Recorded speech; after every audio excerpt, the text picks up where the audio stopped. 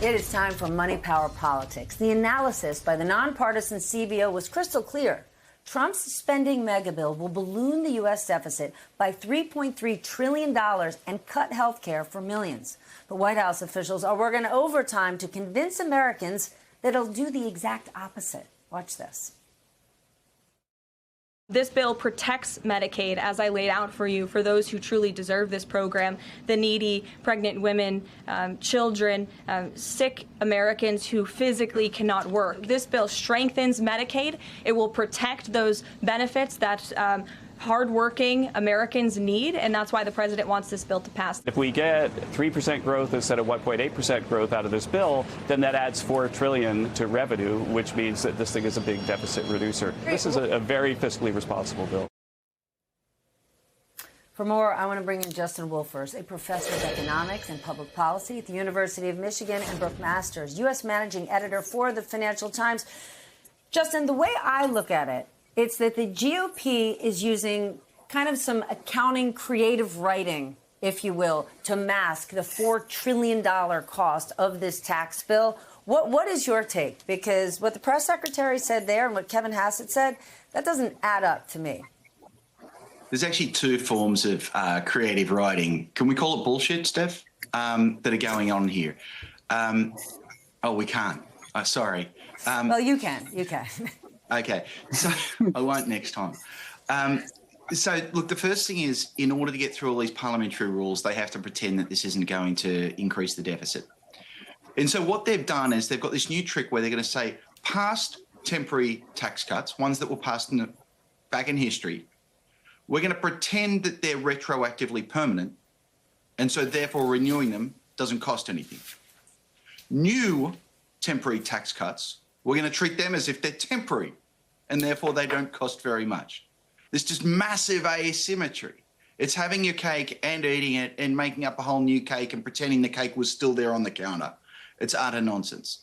So that's the fraud they're putting upon the US Senate and its filibuster rules. The fraud upon the American people is when they walk out and they say, hey, economic growth is going to pay for these tax cuts. And that simply isn't true. The CBO actually took all of that into account. The idea that economic growth could possibly pay for any of these tax cuts is utterly absurd. You've got the White House Council of Economic Advisors out there saying that they think that they'll actually get the national debt down, which is so absurd that I got permission from my partner. I'm willing to bet the chair of the CEA, my family minivan, that won't happen. It's a very sexy blue beast. And if you've got kids to get to soccer, you can fit a whole soccer team in there. And he should call me if he believes his numbers, but you know he's not going to. Listen, a Honda Odyssey, that is a serious wager. Okay, Brooke, here's what I don't get. Common sense in the investor community would tell you that investors are already worried, even panicked about U.S. debt. You would think that this bill would terrify them. But yet again, markets jumped today. What am I missing? I think it's partly that people just keep thinking it'll all work itself out. Somehow, miracles will happen. The bond market's much less excited about this than the stock market. I think the stock market is still hoping AI will change the world. But if you look, the dollar's doing miserably. It's had its worst time since 1973 this year versus other currencies. So there is some understanding that we are completely messing with the solvency of the U.S. Stock market investors, I think, just prefer to close their eyes and, dream of Microsoft. They do, in Microsoft or NVIDIA. Okay, Justin, new topic. We are now just 9 days away from the big tariff deadline. Countries are racing to reach trade deals, but now the New York Times is reporting that the talks are slowing because Donald Trump keeps threatening to impose more tariffs, even after a deal. So if Trump is just going to slap new tariffs on countries at his will, what's the point of negotiating with him? That's exactly the problem that they're running into. It's absolutely clear that no one has permission to make actual deals for the United States except for the president. The president sometimes wakes up. Remember, Steph, it's only a couple of weeks ago that he just woke up and decided to put a 50% tariff on steel and aluminium, which was in the middle of that 90-day pause when he thought that he was actually negotiating with everyone. And so every time you impose a new tariff, you upset the apple cart and you start from scratch again. But there's an even more fundamental problem. And Canada, I think, really gets to the crux of the matter.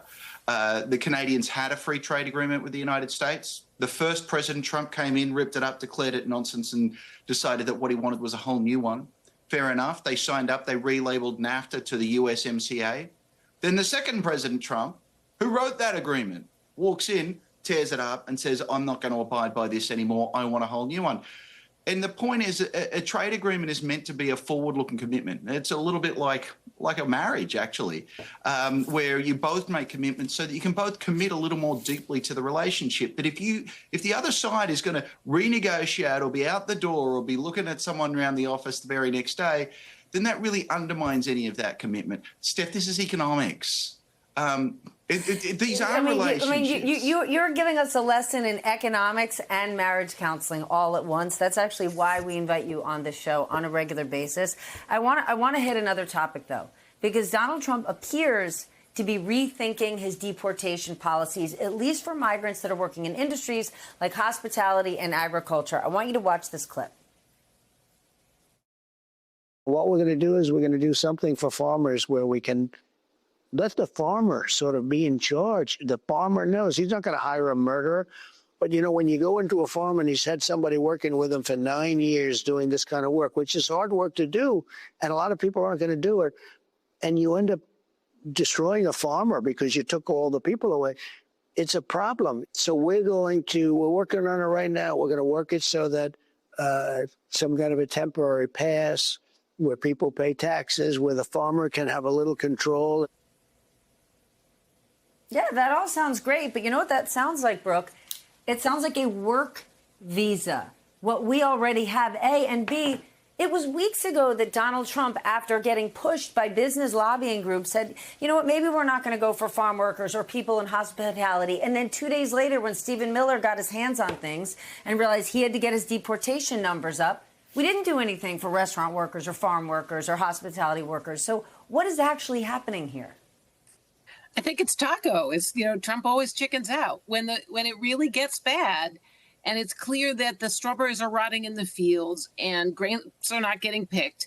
He will blink, and then he'll won't like the backlash when people complain about it. So he'll claim they're going to do the deportations again, and they'll just keep going whipsawing both the workers and the industries. It's really, really hard at this point if you're a farmer or a hospitality company to plan, because you don't know if your workers are going to show up tomorrow, because if ICE is roaming the streets, they are certainly not going to come to the work. They're not coming to work. They're not participating in the economy. They're home and they're hiding out.